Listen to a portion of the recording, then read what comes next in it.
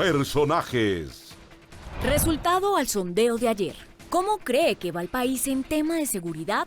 Bien, 20,6%. Mal, 79,4%. Bienvenidos a Personajes de Noticentro 1. En esta noche tenemos un invitado muy especial que además trae un tema muy actual, muy particular y a la vez muy personal.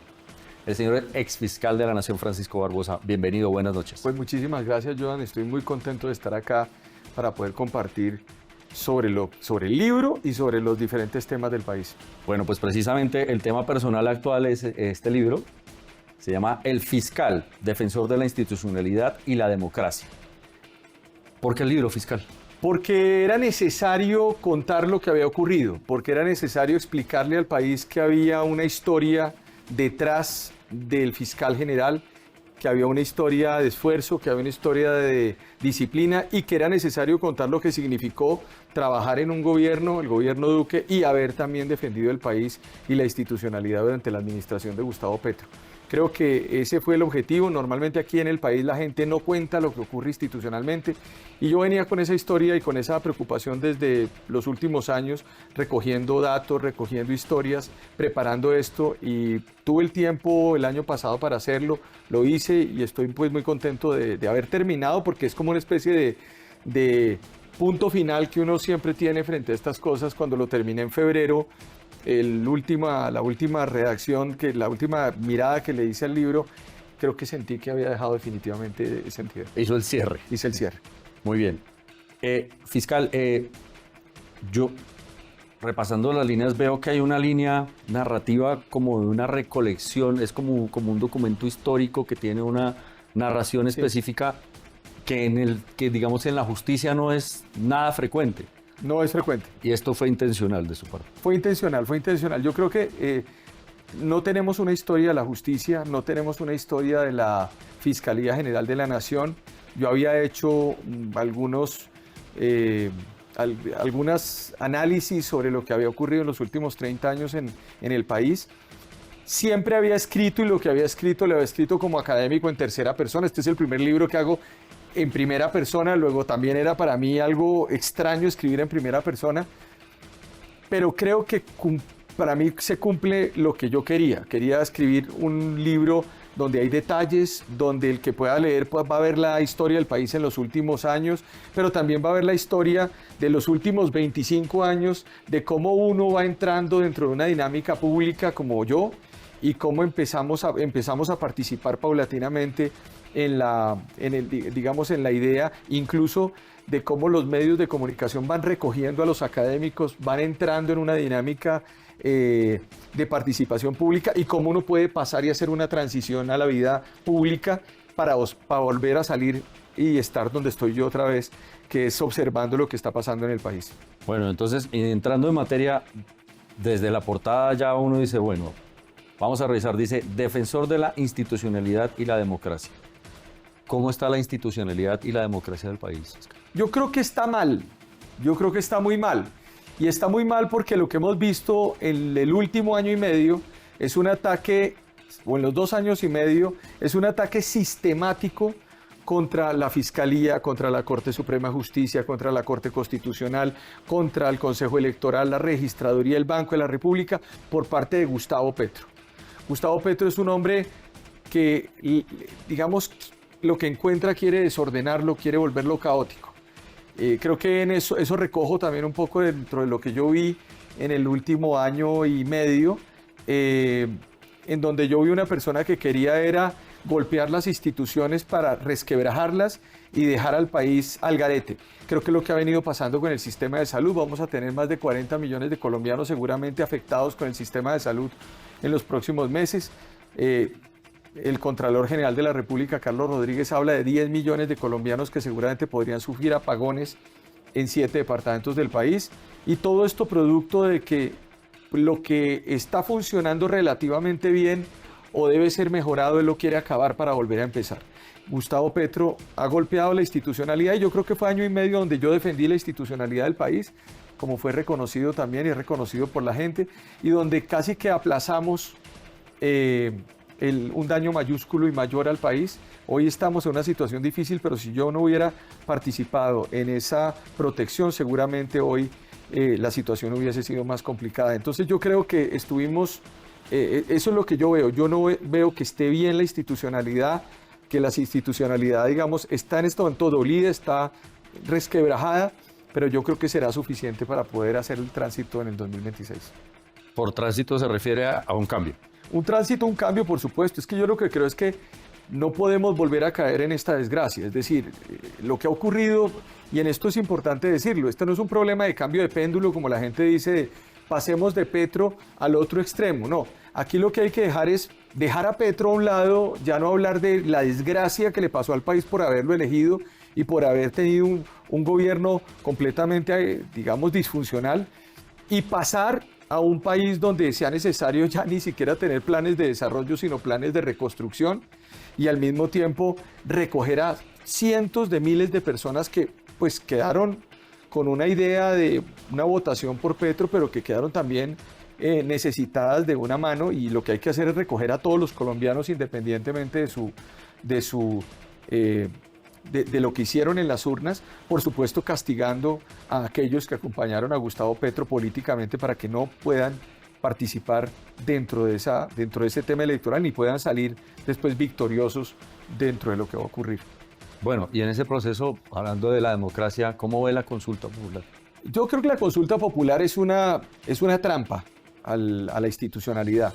Y es una trampa porque cuando a Petro no le gustan las cosas y no le gusta el Congreso, en este caso concreto, entonces lo que hay que hacer es romper el Congreso a través de una solicitud y una consulta al mismo Congreso diciéndole que por favor se le permita a los colombianos definir unos aspectos de la reforma laboral o de la reforma de salud. No sabemos bien qué es lo que va a pasar, seguramente la reforma de la salud se va a caer también.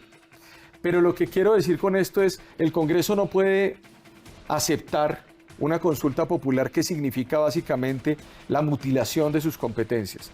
O sea, aquí no podemos empezar a abrir estos escenarios de como no me gustan las instituciones, entonces yo voy a crear otra cosa. Como no me gusta la Constitución, entonces yo voy a cambiarla. Como no me gusta la Corte Suprema, entonces voy a pulverizarla. Lo hemos visto en estos días ya algunas personas de ese sector diciendo, mire, aquí hay que resetearlo todo. Y vuelvo y repito, yo lo que creo es que aquí no hay que resetear nada, aquí lo que hay que hacer es retornar a la sensatez, retornar a la institucionalidad y acabar el problema. Los que nos están viendo hoy no les interesa estos debates, les interesa que el omeprazol se lo entreguen, les interesa que les garanticen el servicio de salud en la puerta del hospital, les interesa que no les quiten la luz, les interesa tener empleo. Les interesa ser parte de un país que los incluya. El 51% de los jóvenes quiere irse del país. O sea, fueron tumbados, fueron engañados, les mamaron gallo. Y en ese orden de ideas sí es necesario hacer una transición, y una transición donde efectivamente se pueda recoger todo eso y cambiar de rumbo el país. Eso es. Entonces la consulta popular es un engaño. Punto. No hay que hacerle mayores discusiones. No me interesó el Congreso, entonces yo me invento un mecanismo para desconocer el Congreso. Fiscal, y en la institucionalidad en esa relación, por ejemplo, Fiscalía, Gobierno Petro. Primero, usted fue tildado de ser el fiscal del uribismo, el fiscal de Duque, el fiscal de Uribe. Sí, de acuerdo. ¿Por qué? Porque Primero, ¿es cierto eso? No, es falso. Ni de Duque ni de ningún gobierno. El fiscal general es ternado por un presidente y es elegido por la Corte Suprema de Justicia. Y la Corte Suprema de Justicia es el órgano judicial. Ahora, aquellos que atacan y atacaron esa gestión, se les olvidó varias cosas. Se les olvidó que en nuestra gestión se imputó por 106 homicidios al general Mario Montoya, comandante del Ejército, que eran los falsos positivos. Se les olvidó que nosotros fuimos los que destapamos los mayores escándalos de corrupción que se dieron en un momento en el país, como en el caso Marionetas, donde cayó una cantidad de gente desde el punto de vista regional y nacional en lo político. Se le olvidó que nosotros confirmamos las decisiones que la Corte Suprema de Justicia en primera instancia había hecho de parte de los funcionarios del gobierno de Uribe. Fue nuestra administración en donde se imputó, por ejemplo, Oscar Iván Zuluaga. Entonces yo no, sobre esta base de la idea de que quieren hacer amalgamas, eso no es claro. Ahora, el caso Uribe. El caso Uribe, 2 fiscales autónomos e independientes tomaron la decisión de pedir la preclusión de Uribe. Ahora, yo le hago la pregunta a los colombianos y me hago la pregunta hoy como ciudadano, como opinador, como columnista, como observador, como abogado, cuando veo el circo, cuando veo el sainete en que se convirtió el proceso de Álvaro Uribe. O sea, es un circo realmente. Es decir, hay enanos, hay pornografía, hay testigos que se echan para atrás, hay errores en la Fiscalía General de la Nación en la presentación de las evidencias. Entonces, a mí que no me vengan con la historia de que eso evidentemente es algo muy serio. Todo eso que estoy viendo me confirma que los 2 fiscales autónomos que yo tuve en la Fiscalía tenían razón. Y eso lo hemos venido viendo en los últimos días. Imputan funcionarios independientemente de la ubicación ideológica. Y ni siquiera pueden sustentar las imputaciones. Entonces, lo que quiero decir con esto es que la Fiscalía General de la Nación en mi administración hizo las cosas bien. Cuando uno dice, nunca existieron ese tipo de cosas en la entidad, nunca existió que se cuestionara, un juez cuestionara de la forma virulenta como se ha venido cuestionando también en algunos casos a la Fiscalía y a los fiscales que están allí.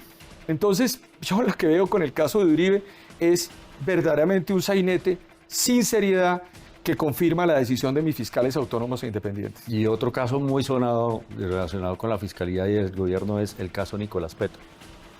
El caso de Nicolás Petro es un caso bien particular, porque es un caso en donde la esposa o la exesposa de Nicolás Petro fue a la Fiscalía General de la Nación y entregó todas las evidencias contra su marido. Entonces yo le hago la siguiente pregunta a cualquier colombiano. ¿La Fiscalía tendría que no investigar a Nicolás Petro porque es el hijo de un presidente de la República? No, la Fiscalía tiene que investigar a cualquier hijo de vecino de este país, independientemente de la condición que tenga. La señora llega, entrega una información que indica que hay un posible lavado de activos y enriquecimiento ilícito. Se presenta el caso y hoy está en juicio. Más de 180 evidencias técnicas. Y evidentemente pues es un caso que no tiene nada que ver con la relación tormentosa institucional que existió entre Gustavo Petro y Francisco Barbosa. Yo no participé en una conspiración, entre comillas, o en una idea contra un hijo de un presidente. Lo que se hizo en la Fiscalía fue, en el marco de sus autonomías o de su autonomía, tomar una decisión con el caso de Nicolás Petro. Fuimos rápidos. Esta circunstancia no surgió por la Fiscalía. El mismo Nicolás Petro le reconoció al país lo que hizo. La misma esposa le dio entrevista a medios de comunicación frente a esto. Y esto ocurrió en el caso también de la empleada doméstica de Laura Sarabia, en donde pasó exactamente lo mismo. ¿Y qué ha pasado en ese caso? Todos los policías que interceptaron ilegalmente a esas personas están en este momento condenados. ¿Y quién dio las órdenes? Eso debe ser lo que debe determinar la justicia en estos casos. Pero lo que quiero decir con esto es que nosotros cumplimos adecuadamente y hicimos la tarea que tenemos que hacer. Más allá de febrero, como muchos colombianos dirán, bueno, ¿y qué pasó con eso? ¿Qué va a pasar? Y bueno, ¿qué va a pasar? Es que yo no soy el fiscal general de la Nación. Uno cierra un capítulo, la entidad tiene 4 años y continuará con estas circunstancias. Espero que la administración de la doctora Camargo pueda llevar al país y darle las certezas de lo que ocurrió. Es la tarea de ella. Uno es un funcionario de paso por 4 años, por 2 años, por 1 año, por el tiempo que sea, y uno tiene que cumplir esa función. Entonces yo espero que se cumpla adecuadamente. En el caso mío creo que le dijimos al país lo que estaba ocurriendo y cumplimos. Sí, fiscal, y en su libro usted también hace mención de un tema que hoy está muy de actualidad y es el tema Papá Pitufo. Sí. ¿Qué conexión hay ahí? Y porque usted hace una conexión de ahora entiendo, ¿a qué se refiere? Entiendo a lo siguiente, nosotros en el mes de octubre del año 2023 fuimos atacados brutalmente por estructuras de bodegas, RTBC, contra la Fiscalía y contra la vicefiscal Mancera, acusándonos y acusándola de vínculos con el contrabando. Todo eso fue una circunstancia muy compleja para la entidad, se defendió, pero después entendí finalmente qué era lo que había ocurrido. Y lo que había ocurrido era que la Fiscalía en octubre, más o menos septiembre-octubre de ese año, había iniciado una gran investigación contra el contrabando en Buenaventura que llevó justamente a la captura de Pitufo. Es decir, fue en la administración nuestra en donde se capturó, donde se expidió el orden de captura al señor Pitufo. Cuando dicen es que nadie lo había investigado en 20 años, pues es que fue la fiscalía nuestra la que lo investigó y logró la captura. Luego, en febrero de este año, advertimos lo que ocurrió y lo que empezaron a denunciarse entre ellos otra vez. El señor Gustavo Petro se había reunido con el señor Pitufo durante su campaña, como se reconoció por parte de sus funcionarios. El señor Gustavo Petro se había montado en el avión de Pitufo. La campaña del señor Petro había recibido 400 millones de pesos, según la información que nos han dicho. Y hay una discusión en torno a funcionarios de ese gobierno que intentaron poner fichas del señor Pitufo en las aduanas en Buenaventura. Entonces, básicamente lo que había era pues una vinculación.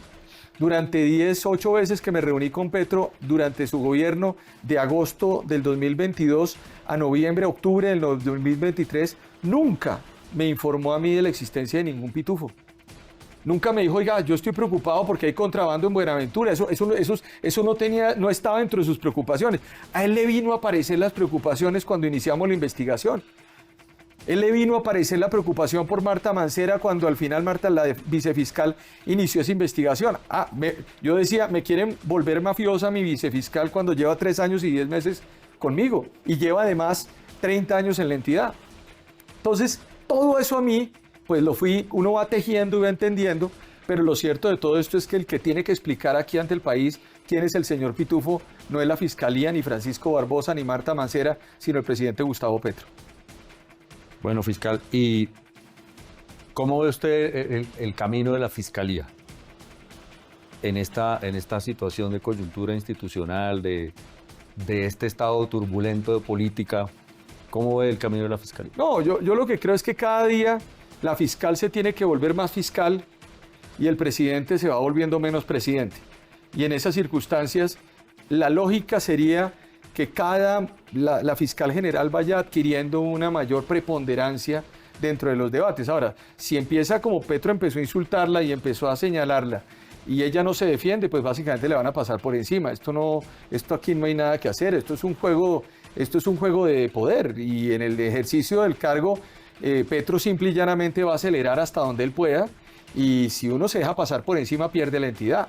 Porque finalmente uno tiene funcionarios dentro de la entidad que están observando que el liderazgo de la entidad pues no puede ser pisoteado. Entonces yo lo que espero y lo que uno esperaría es que si hay una agresión del presidente de la República a nivel de competencias, la fiscal general rápidamente salga a defenderlas con mucha digamos, claridad para evitar que pueda afectarse el relacionamiento entre una y otra.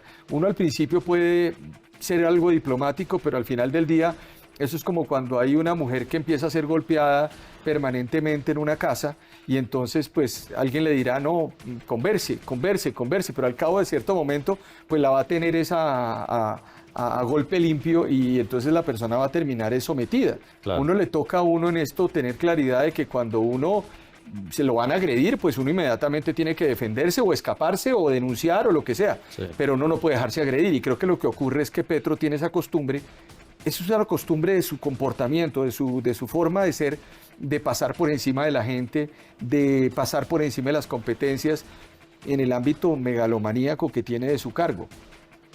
Bueno, doctor Barbosa, yo aquí me encontré un título de uno de sus capítulos que me llamó mucho la atención y le quiero hacer una pregunta muy particular. El título es Del Palacio de Nariño a la Fiscalía General. Y yo le quiero hacer una pregunta y es, ¿será que va a haber una segunda parte de este libro con un título que sea de la Fiscalía General al Palacio de Nariño?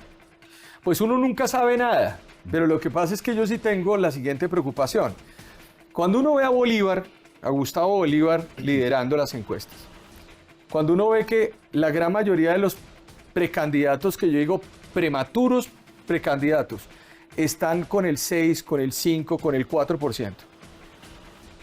Y cuando uno empieza a ver la situación de zozobra que vive el país, cuando uno se preocupa no por la elección presidencial solamente, sino qué va a pasar el 7 de agosto, cuando uno determina, el problema no es llegar uno a aprender o llegar uno con 20 personas alrededor que le digan qué hacer, sino que exista determinación, carácter para tomar unas decisiones concretas frente a eso, yo empiezo a preguntarme en la posibilidad de presentarme a o presentar una candidatura presidencial.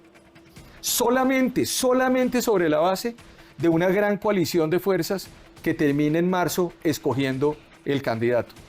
Es decir, solamente haciéndolo de esa manera, porque el gobierno tendrá que ser colectivo, tendrá que recoger diferentes fuerzas y movimientos para poder definitivamente recuperar el país. Lo que va a ocurrir el 7 de agosto no va a ser para personas que quieran aprender. Aquí ya no hay, aquí hay que llegar allá, y el que tiene que llegar allá tiene que haber estado donde asustan, porque de lo contrario va a terminar en un problema. Y yo creo que las personas que hemos estado donde asustan somos mucho más capacitadas en un momento determinado para ayudar a conducir. Lo que quiero decir con esto es, tendrá que ser una consulta, tendrá que ser el pueblo colombiano. Esto no es de ungidos, esto no es de gente que diga, me tocó a mí. No, aquí no es que me tocó a mí. Tendrá que ser el pueblo el que determine esto, porque la gente está angustiada. La gente está angustiada, y no es petristas contra no petristas.